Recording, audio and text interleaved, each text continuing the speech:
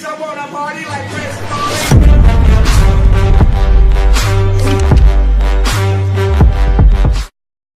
I don't really waste my energy on the defender. The defender is there to stop me. I am there to go through him.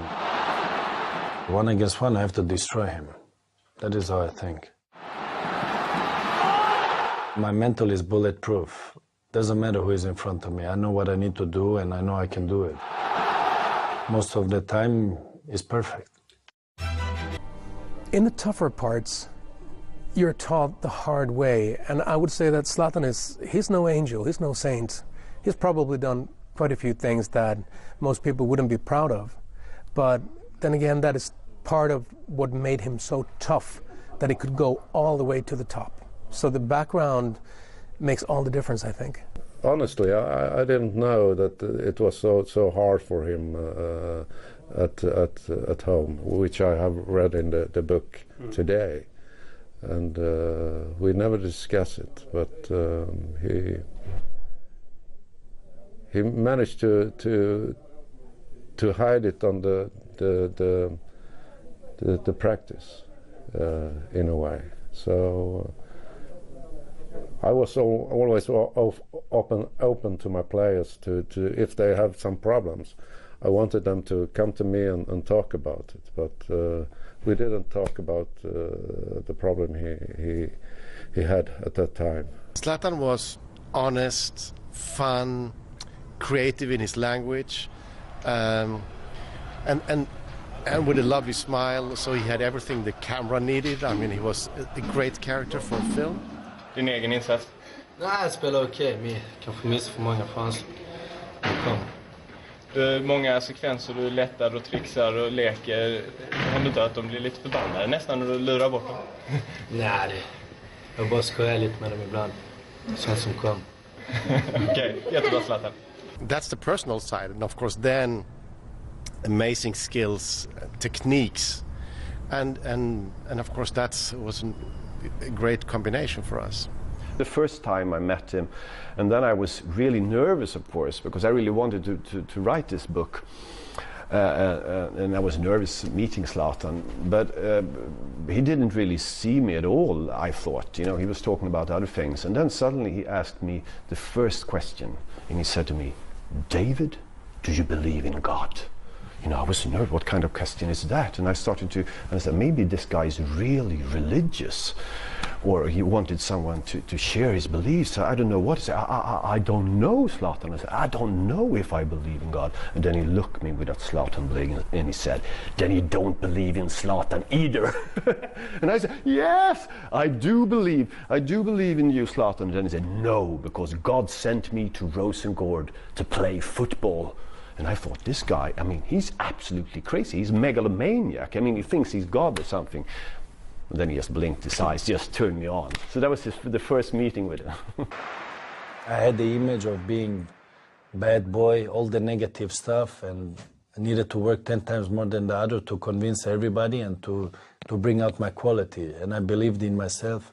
I had a lot of confidence, and I never gave up. One day he showed me, I mean, you were out, I said, when you were a kid.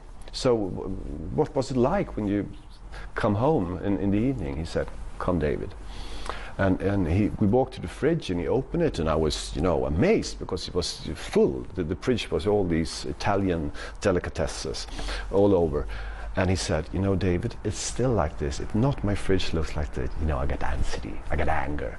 And then he remembered his childhood when he come home, and he, in the anger and hunger was beating him, and he thought the same thing every time, may it be something.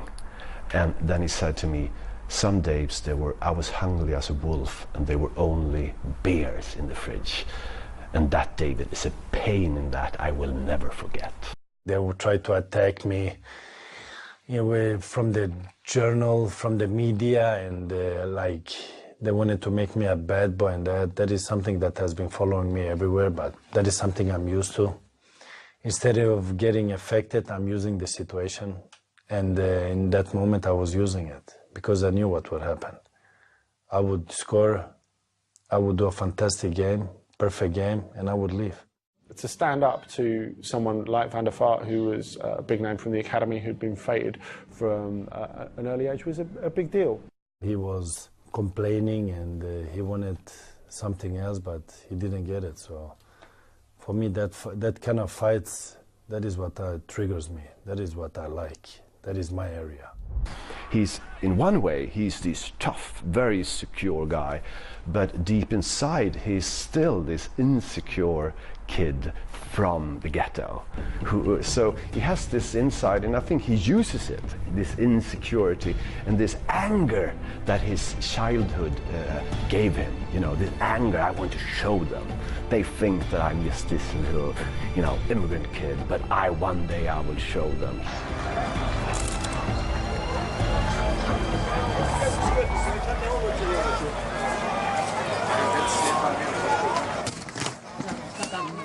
He uses that anger and that insecurity, which is still inside him. And it's we and them, you know, and we are kind of the people below, you know, and you can see now in France, you can see all the rap artists and all the kids from the suburbs, they love Zlatan. Otroligt mjuk och fin kille, va? Hans bakgrund gör ju att han kanske har den här mer tuffa och kaxiga attityden. Det är en slags mask eller ett försvar för honom mot han kanske ser angrepp både från höger och vänster. Men vi pratar ju mycket med honom och det är en fantastiskt fin kille, va? Ja, jag känner ibland att jag kan vara lite så kaxig. Men alla har sin kaxighet, men alla har sina gränser. Jag kanske går för långt ibland. Men det är inte så som folk tror, att jag är så kaxig idiot, jag fattar ingenting. Utan jag har mina gränser. Jag kan även vara ödmjuk ibland. Jag väljer oftast vara mest kaxig. För annars kan de trycka ner mig lätt, tycker jag.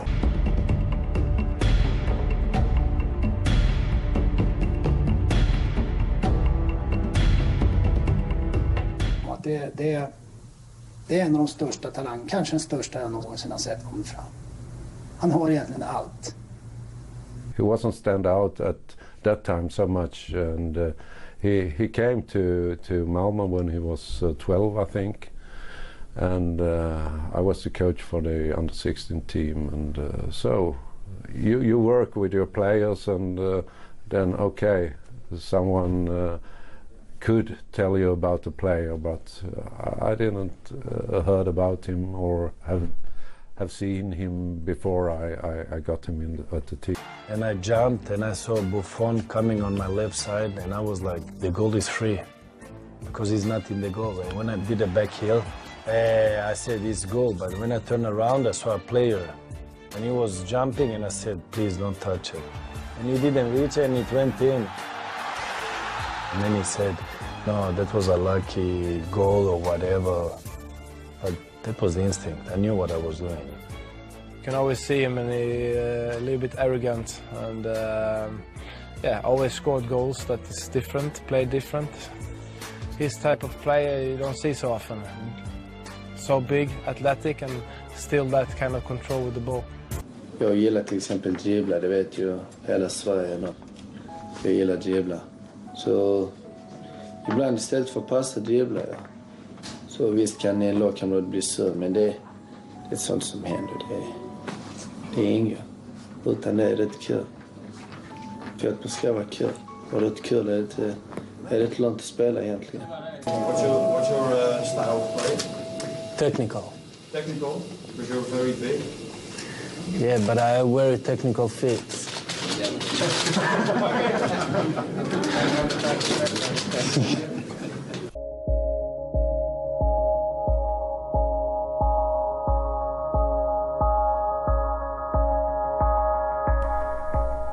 His life was number one, football. Number two, perhaps school. I don't know. But and family, of course. But number one was football. So I think he when he could, 24/7, he played football wherever it was. If it was outside in the yard, outside their apartments and so on, he played football everywhere, and that's one of the reasons I think he's been a good player, because he has done so many training hours for himself. Then he became so good as he is. He was 17, let's not forget, you know, and I wanted to give him a trial with the first team, and he turned it down. He said to me, I don't make trials. You take me or you don't take me. You know, I was a young boy, but I've never seen playing. And it shows what Zlatan is about, you know, confidence in his qualities, a kind of charismatic belief, and that explains as well why he made the career he made. The practice, in a way. So I was always open to my players to if they have some problems. I wanted them to come to me and talk about it, but we didn't talk about the problem he had at that time. Zlatan was honest, fun, creative in his language. The top. So the background makes all the difference, I think. Honestly, I didn't know that it was so hard for him at home, which I have read in the book today, and we never discuss it. But he managed to hide it on the. Bitch, I wanna party like Chris.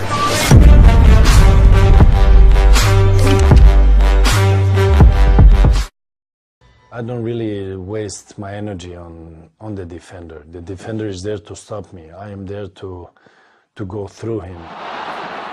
1 against 1, I have to destroy him. That is how I think.